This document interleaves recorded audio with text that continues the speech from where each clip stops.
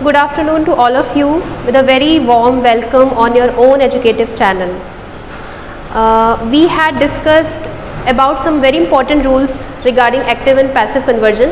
Today in this video I am going to tell you in which sentences we use different prepositions as an agent. So we will also take some examples of special structures like the sentences which begins with the it is time, it is necessary, there से start होने वाले कुछ sentences, and those sentences which have special structures like clause structure जिसमें है subordinate clause वाले sentences, उनकी भी passive conversion होती है. तो हम आज इस वीडियो में ये सब देखेंगे. I hope in this video I will cover all the important units of this active and passive conversion, and from tomorrow we will discuss a new chapter of grammar lesson.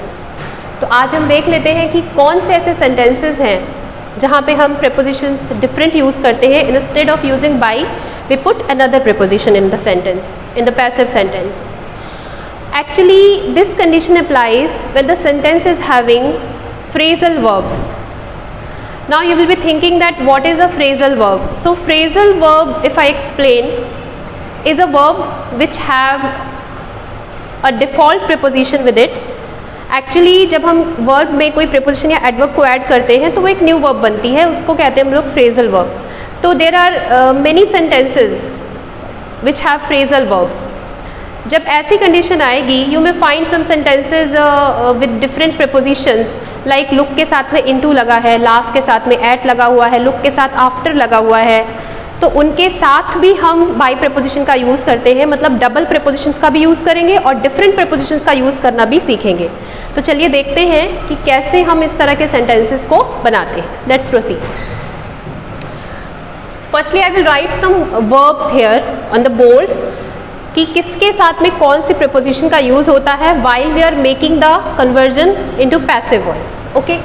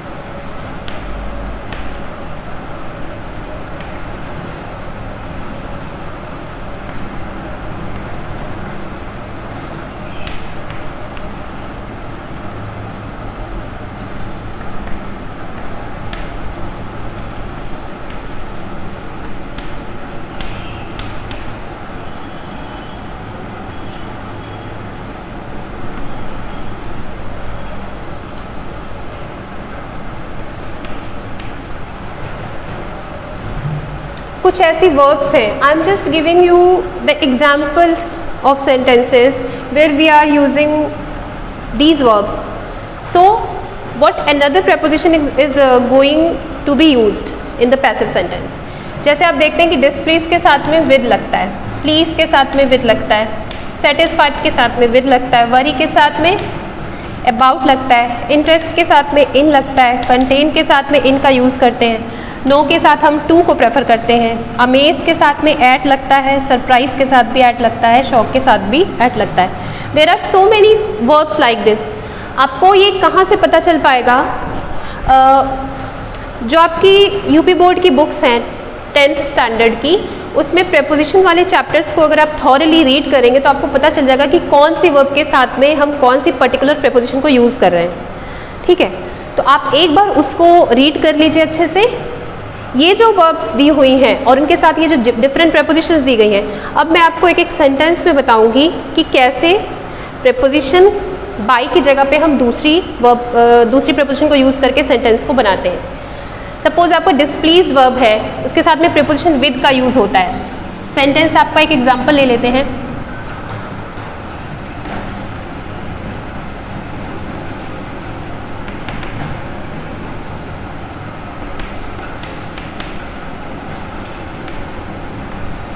Suppose this is your sentence, this is an active sentence and you have to make it in passive conversion. आप जानते हैं कि मैंने आपको बताया था कि आप लोग मार्क कर लीजिए which is a subject, which is a verb portion or an object in a sentence, so that you may be clear while changing in passive voice that what is our subject and what is the form we are going to use instead of object. तो आपने जब देखा कि your behaviour subject है, displeased आपका verb है, मी आपका object आ गया, हम इसमें फिर सेकेंड स्टेप पे टेंस को देखते हैं. Tense belongs to past indefinite tense, this sentence belongs to past indefinite tense, displeased आ रहा है, वर्ब की सेकेंड फॉर्म है. And this sentence is also an affirmative sentence, कहीं नॉट नेगेशन के लिए नहीं दिया हुआ है, अफर्मेटिव सेंटेंस है. सिंपल स्ट्रक्चर क्या होता है, if you have learned all the structures you must have known that object, was, were, third form, यहाँ पे हम प्रीपोजिशन का यूज़ करते हैं और लास्ट में हमारा सब्जेक्ट आ जाता है. ये आपका पास्ट इंडेफिनिट का अफर्मेटिव स्ट्रक्चर है.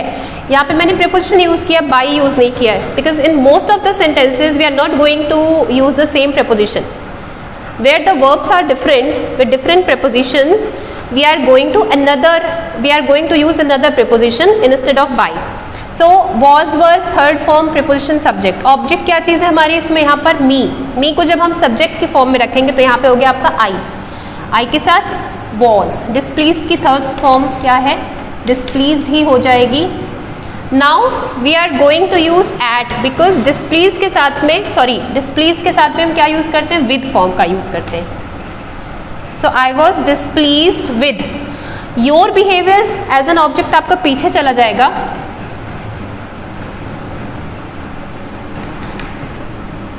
So this will be your solution of passive sentences. I was displeased with your behavior. देखिए हमने यहाँ पे by का यूज़ नहीं किया है क्योंकि displeased के साथ में with का यूज़ करते हैं. इसी तरह से मैं आपको एक और एग्जाम्पल देती हूँ वरी का. वरी मीन्स एंग्जाइटी, चिंता करना.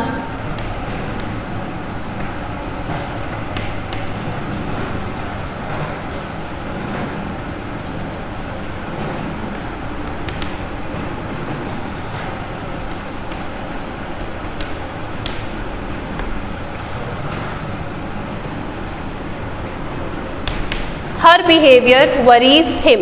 Now the sentence belongs to present indefinite tense, so we will have to use another structure. Like in affirmative sentences, we know that is and are and am verbs are used in passive voice.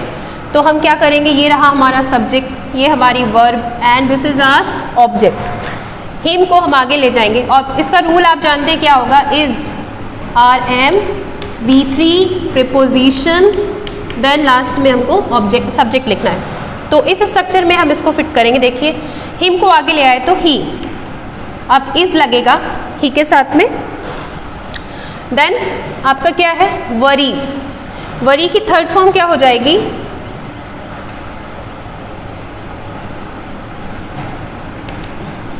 Worried. और worried के साथ में हम by का use नहीं कर सकते हैं, we are going to use about, क्योंकि इसके साथ अबाउट प्रीपोजिशन को प्रेफर किया जाता है. तो वरीज अबाउट और हर बिहेवियर आपका पीछे एज एन ऑब्जेक्ट आ जाएगा. तो ये सेंटेंस आपका क्या हो गया, he is worried about her behaviour.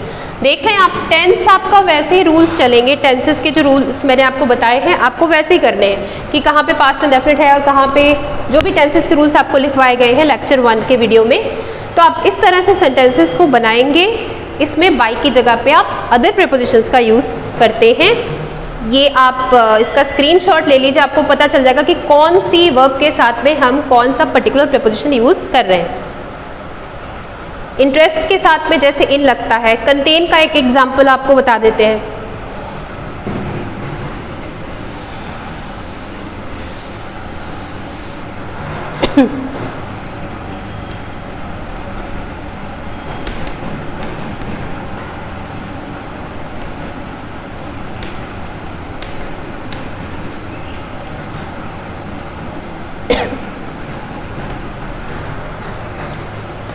This box contained mangoes. तो this box सब्जेक्ट, contained आपका वर्ब, mangoes आपका ऑब्जेक्ट हो गया. पास्ट इंडेफिनिट का टेंस है। आप पास्ट इंडेफिनिट की जगह और भी सेंटेंसेस देख सकते हैं, परफेक्ट टेंस के हो सकते हैं, फ्यूचर इंडेफिनिट के भी हो सकते हैं, ठीक। तो अब हम इसको कैसे बनाएंगे, पास्ट इंडेफिनिट का सिंपल स्ट्रक्चर यूज़ करेंगे। ऑब्जेक्ट वाज वर, वर्ब की थर्ड फॉर्म, बाई की जगह पे कौन सी प्रीपोजिशन यूज़ होगी, कंटेन के साथ हम यूज़ कर रहे हैं इन। तो आपका सेंटेंस कुछ ऐसे बनेगा, मैंगोज, मैंगोज के साथ में इज आर एम में आर को प्रेफर करेंगे because this subject is sorry this object is in plural form, mangoes are. Third form of contain is already same होती है, contain in this box. I hope you got it कि मैं different prepositions के through आपको जो examples दे रही हूँ वो समझ में आ रहे हैं।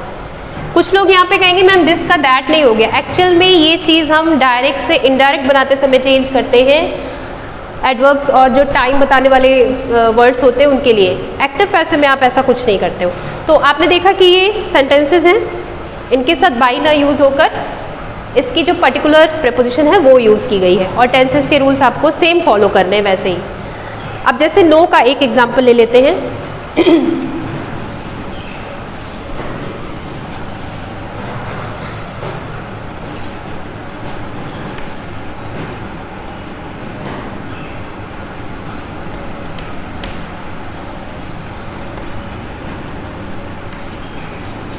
She has known them well. Has और थर्ड फॉर्म आ रही है। This is your present perfect tense. Here is your subject and them is your object. Well आपको लास्ट में ऐड कर देना। मैंने बोला था कि जितने भी phrases, adverbs, adjectives अगर आ रहे हैं in place of objects, मतलब ऑब्जेक्ट के बाद में अगर आ रहे हैं, अगर आप ऑब्जेक्ट की जगह पर ये वर्ड्स देख रहे हैं तो it means you are not able to make its passive conversion, ठीक है। तो आपने देखा ये वेल को हम अलग कर देंगे, we have this structure. So them को जब हम आगे ले जाएंगे it will be change into they, the subjective form of them is they. Has have का यूज किया जाता है with the helping verb been in present perfect tense, so have का यूज करेंगे because this subject is in plural case, they have been known. Now what we are going to use, by or to? We are going to use to. They have been known to her well. ठीक है, तो they have been known to her well. आपका ये solution बना। आप इसको note कर लीजिए कहीं, या तो रफ पे या फिर आप इसका स्क्रीनशॉट ले लीजिए।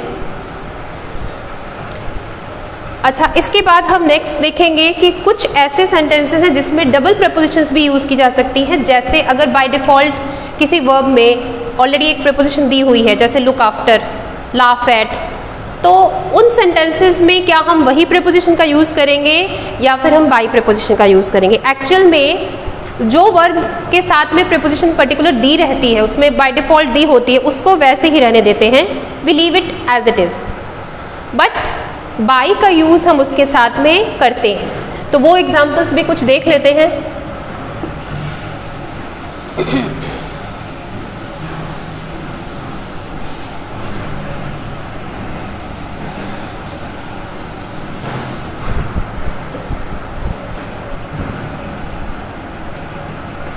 जैसे कुछ ऐसी वर्ब्स हैं, लुक आफ्टर है,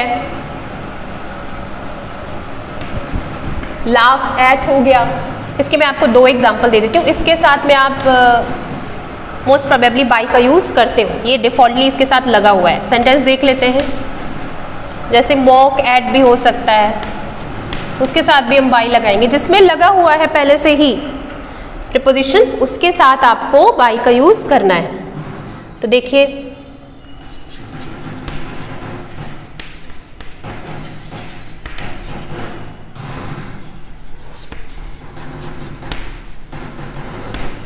she looks after my mother. सोच रहे होंगे आप लोग कि बार बार मैं प्रेजेंट इंडेफिनिट टेंस ही ले रही हूँ। एक्चुअल में चलिए हम इसको ऐसे कर लेते हैं, she will look after my mother. Okay, ये आपका फ्यूचर इंडेफिनिट टेंस में। आपको पता है फ्यूचर इंडेफिनिट टेंस में we use the form of be, मतलब बी को ही एज इट इज़ यूज़ किया जाता है और थर्ड फॉर्म के साथ यूज़ करते हैं। तो देखते हैं, सब्जेक्ट मिल गया हमको, वर्ब मिल गया इतना पोर्शन, और my mother as an object. इसको आगे ले जाते हैं, माई मदर विल यूज करेंगे, आई और वी आता तो हम शैल को प्रेफर करते, तो my mother will be, the third form of look is looked. Now we will not remove after because it is related to that verb. Okay, तो आफ्टर ही लगाया, फिर हमने अलग से इसमें बाई जोड़ा और शी को जब हम पीछे ले गए, ये आपका क्या बन गया, her. My mother will be looked after by her. Clear हो गया आपको ये सेंटेंस. इसी तरह से हम कोई लाफ एट वाला सेंटेंस भी देख लेते हैं. एग्जाम्पल इसका,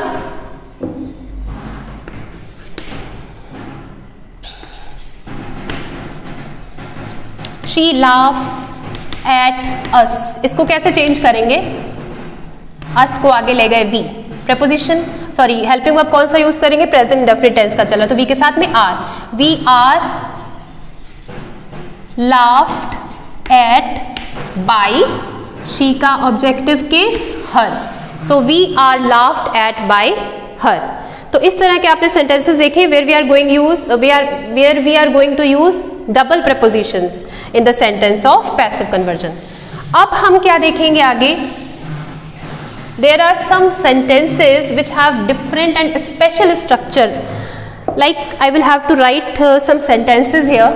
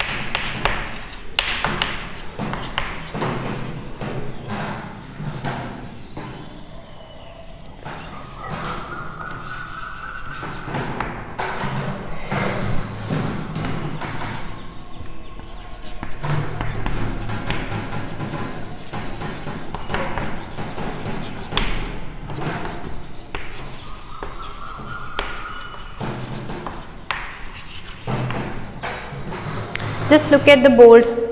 I have given 6 sentences to make you understand that these sentences belong to some different and special structures. Like it is time से start होने वाले, it is necessary से, it is chance से start होने वाले sentences, there से start होने वाले sentences. पहले हम इन 4 sentences को बताएंगे. जहाँ भी आप देख रहे हैं कि इट इज़ टाइम वाला सेंटेंस है, मतलब जहाँ पे डमी सब्जेक्ट या न्यूट्रल सब्जेक्ट इट का यूज़ किया गया है, वहाँ पे आपको इसका स्ट्रक्चर जो है क्या बनाना है. आप इट इज़ टाइम का it is time he use करते हो.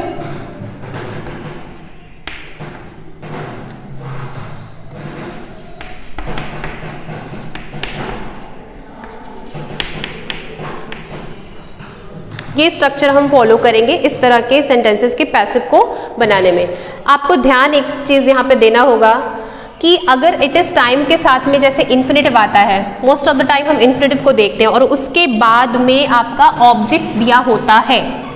इस तरह के सेंटेंसेस में ऑब्जेक्ट अगर दिया है तो आप फॉर प्रपोजिशन का यूज़ करके उसके बाद ऑब्जेक्ट लिखेंगे, फिर टू बी और थर्ड फॉर्म का यूज़ करेंगे. ठीक. इन केस आपका ऑब्जेक्ट ना दिया हो, जैसे कि it is time to study, in this sentence you have no object, तो इसका स्ट्रक्चर क्या हो जाएगा, it is time to be और थर्ड फॉर्म, क्योंकि इसमें आपका ऑब्जेक्ट नहीं दिया गया है. तो चलिए इसका सॉल्यूशन देखते हैं. It is time to ring the bell. To ring आपको इन्फिनेटिव दिख रहा है, द बेल आपका ऑब्जेक्ट है. हमने कैसे बनाया, it is time for the bell. Now we will use to be. And the third form of ring will be rung. Ring, rang, rung. Rung is the third form of the verb ring. इस तरह से आपने बनाए sentences. Now the second sentence is it is necessary to read the book. In this sentence we have the object in the last. तो हम इसी structure से बना लेते हैं. इसको हम सेम वैसे ही लिखते हैं. It is necessary, preposition for का यूज करेंगे if your sentence is having an object. If there is no object you can just use to be and third form after the phrase. Okay, so it is necessary for the book to be read. Okay, it is time to study का कैसे हो जाएगा? आपने देखा कि it is time को हम वैसे यूज करेंगे. अब यहाँ पे टू स्टडी इन्फिनिटिव फॉर्म दिया है but after that there is no object, तो कोई बात नहीं, टू बी बनाइए और थर्ड फॉर्म से लिख दीजिए. स्टडी की थर्ड फॉर्म क्या हो जाएगी? Studied. So the solution will be it is time to be studied. I hope आपको इट इज टाइम वाले सेंटेंसेस क्लियर हो गए होंगे. सिमिलरली हम देयर वाला सेंटेंस भी बनाते हैं, देख लेते हैं. पहले आप इसका स्क्रीनशॉट ले लीजिए. Just pause the video for a while and take a screenshot.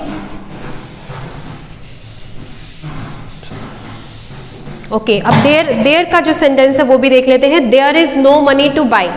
In this sentence you have same problem that the object is not given. तो इसको भी हम वैसे ही बनाएंगे to be और थर्ड फॉर्म से.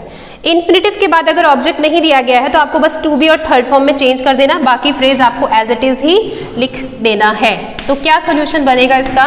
There is no money to be bought. ठीक, तो आपने देखा कि जहां पे हमारे इन्फिनिटिव के बाद ऑब्जेक्ट नहीं है वहां पे हम इस तरह के सेंटेंसेस को ऐसे फॉर्म करेंगे. Now only two sentences are left which have special structure. Special structure in the sense, I mean to say that a sentence which is having a subordinate clause. That connector देख रहे हैं आप, इसमें इनके भी passive बनते हैं. जिसमें क्लॉज पार्ट है प्रिंसिपल क्लॉज के साथ में, उनके भी पैसिव बनते हैं. अब करना क्या है यहाँ पर, जो सबऑर्डिनेट क्लॉज है, please be mindful that we are not going to change into indirect form. We are making its passive. तो यहाँ पे आप अगर ये सोच रहे हैं कि यहाँ पे यूनिवर्सल ट्रुथ है तो नहीं चेंज होगा, या यहाँ पे आपका यूनिवर्सल ट्रुथ नहीं है तो चेंज हो जाएगा, तो यहाँ पे मैं आपको बता दूं कि ये सबऑर्डिनेट क्लॉज को हम टच ही नहीं करते, इसको एज इट इज ही लिख दिया जाता है. The part which is going to be change in passive वो प्रिंसिपल क्लॉज होती है जिसको हम चेंज करने वाले हैं. Let's take these examples for solution. यहाँ पे लिखा हुआ है, एक बार फिर से लिख लेती हूँ मैं ऊपर. They say that the sun rises in the east. तो आपको ये वाली क्लॉज को टच नहीं करना, आपको इतना बनाना है. अब इसमें हम क्या देखेंगे, ये सब्जेक्ट है हमारा और ये हमारी वर्ब है. इस तरह के सेंटेंसेस का पैसिव बनाने के लिए you have to begin the sentence with it, with neutral subject और dummy subject it. उसके बाद हम लिखते हैं हेल्पिंग वर्ब. हेल्पिंग वर्ब हमको कहाँ से पता चलेगा, जब आप देख रहे हो यहाँ पे वर्ब प्रेजेंट इंडेफिनिट टेंस की है, प्लूरल केस के साथ हम फर्स्ट फॉर्म लगा रहे हैं. सिंगुलर केस होता then we will use the S और E S form in the end of the verb. तो हम हेल्पिंग वर्ब कौन सा चूज करेंगे, यहाँ से हमें टेंस का पता चल जाएगा, हम टेंस को क्लैरिफाई कर सकते हैं. This portion belongs to present indefinite tense, जिसमें आपके helping verb is are am होता है, और आप जानते हैं कि इट के साथ हम एम और आर का यूज नहीं करते हैं, इज का ही यूज करते हैं. तो हेल्पिंग वर्ब आपको वहां से पता चल जाएंगे. इस वर्ब से हेल्पिंग वर्ब यूज करेंगे, थर्ड फॉर्म का यूज करेंगे, और उसके बाद जो हमारा सब ऑर्डिनेट क्लॉज है उसको हम एज इट इज लिख देंगे. ठीक है, तो इसका सोल्यूशन क्या हो जाएगा, it is said that the sun rises in the east.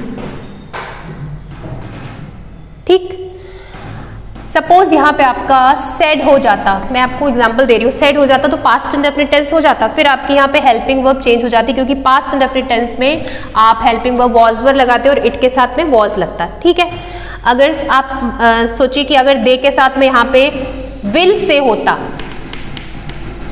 ठीक, फ्यूचर टेंस हो जाता, तो यहाँ पे आपका हेल्पिंग वर्ब चेंज हो जाता. क्या हो जाता, it will B. Future indefinite में आप जानते हैं कि विल के साथ में हम बी और थर्ड फॉर्म लगाते हैं, तो इसी तरह से आप लोग टेंसेस के अकॉर्डिंग चेंज करते जाएंगे।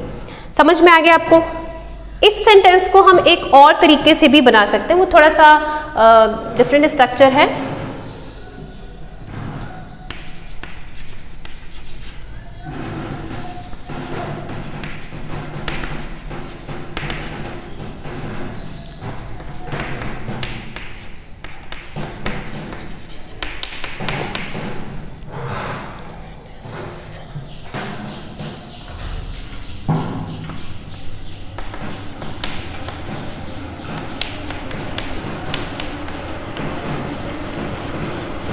इसको हम इस स्ट्रक्चर से अगर बनाएंगे तो भी आपका बन सकता है। इसमें क्या करना है, हमको इट इज़ वाला यूज़ नहीं करना है, इट से स्टार्ट नहीं करना है। सब्जेक्ट ऑफ सबऑर्डिनेट क्लॉज लेना है। तो सब्जेक्ट क्या है आपका, सोल्यूशन बता रही हूँ मैं इसका, देखिए द सन, हेल्पिंग वर्ब क्या हो जाएगा, is, said, to be, rise की थर्ड फॉर्म क्या हो जाती है, राइजन, और लास्ट में जो आपका ये फ्रेज दिया हुआ है, in the east. So it is up to you, you can choose this structure also and you can choose this structure also,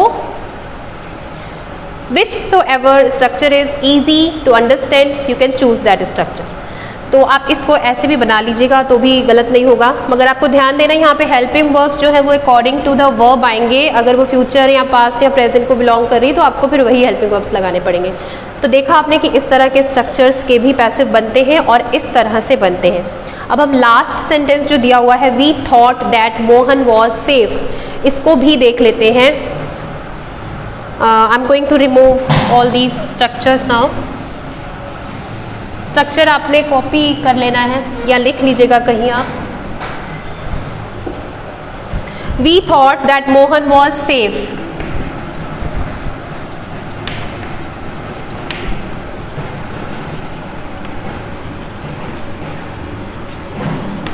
ठीक है। This is our second sentence of special structure. We दिया हुआ है, thought दिया हुआ है, past indefinite tense है, और ये रही आपकी subordinate clause. So we are not going to touch the subordinate clause, we have to make its passive, the first portion which is principal clause in the sentence। कैसे बताया था मैंने, it लगाया, helping verb हम कौन सा लेंगे क्योंकि past indefinite को belong कर रहा है, so we are going to use was not were because it को singular ही मानते हैं। और अगर present tense में है तो आप इसके साथ में is लगाएंगे, अगर future tense में है तो आप इसके साथ में will be लगाओगे, present perfect है तो has लगाओगे and so on। तो it was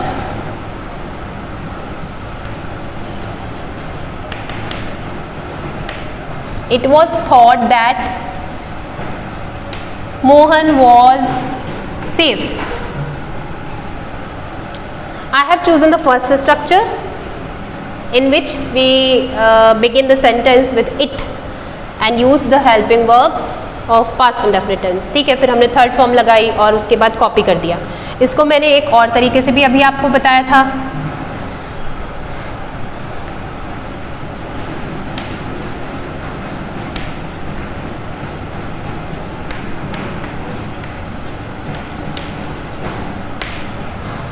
डिफरेंस सिर्फ इतना है कि जो राइजन वाला सेंटेंस था उसमें आपकी थर्ड फॉर्म दी थी तो मैंने टू बी राइजन किया था। अगर आपने नोट किया हो तो देख लीजिएगा, मैंने रब कर दिया सेंटेंस, उसमें टू बी राइजन था, to be risen in the east last में। पर इस सेंटेंस में थॉट टू बी सेफ है क्योंकि आपका यहाँ पे वॉज के बाद में वर्ब नहीं दिया हुआ है, तो जहाँ पे वर्ब नहीं दिया हुआ है वहाँ पे आप टू बी लगाइए, जो भी आपका एडजेक्टिव एडवर्ब जो भी दिया हुआ है उसको आप यूज़ कर सकते हैं। तो this sentence is also correct, this solution is also correct of these types of sentences। Mohan was thought to be safe। So I think I have covered everything, all important rules related to active and passive voice। तो यहीं तक है, जितने भी units के sentences थे, जितने भी एग्जाम्पल्स थे मैंने आपको क्लैरिफाई कर दिए हैं। So thank you for today for watching the video. Please do share your video with others so that they may also get knowledge regarding these topics। Thank you।